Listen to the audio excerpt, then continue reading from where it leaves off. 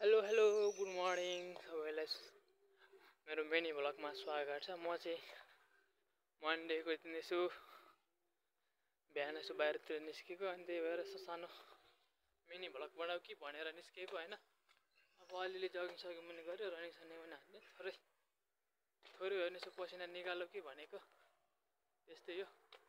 यहाँ चाहिँ अब बिहानको चाहिँ तपाईँको कति बजी 4:30 हुन लाग्यो, तर पनि घाम लागेको जस्तै छ होइन।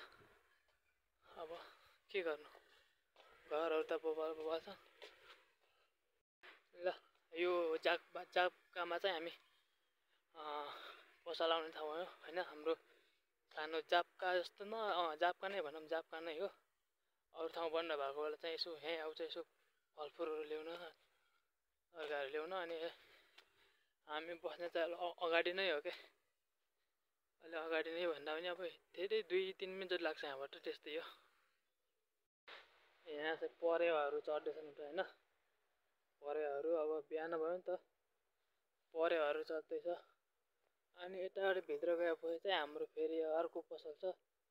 डेली भन्दा पनि हप्तामा एकचोटि चाहिँ त्यहाँ गइन्छ रासनहरू भर्न त्यहाँतिर। अनि हामी बस्ने त यता पछाडि अग्लो घरको पछाडि चाहिँ हामीहरू बस्ने हो। अनि त्यस्तै हो, के गर्ने अब परदेशी भएपछि।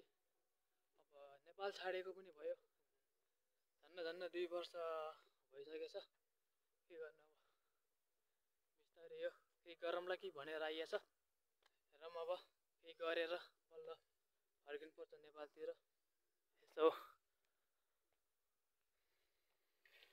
हामीहरू बस्ने चाहिँ यो घरमा हो।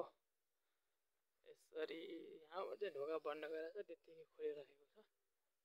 सोको लागि राखे जस्तो लाग्यो, तर घुम्नु चाहिँ यताबाट घुम्नुपर्छ है, यता भित्रदेखि घुम्नुपर्छ। यो चाहिँ अब गेट भयो क्या होइन।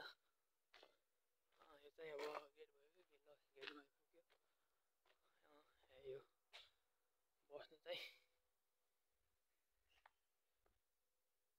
ओए अभी नहीं सोया? सो जाओ भाई, सो जाओ। मार्केट में? हाँ मार्केट में थोड़ा सा एक्सरसाइज करना पड़ेगा ना, काम करके पढु हो यार। ल चाहिँ म अब चाहिँ भित्र छिर्छु क्या, अब यही अन्त्य गर्नुपर्ने हुन्छ सानो भ्लगलाई।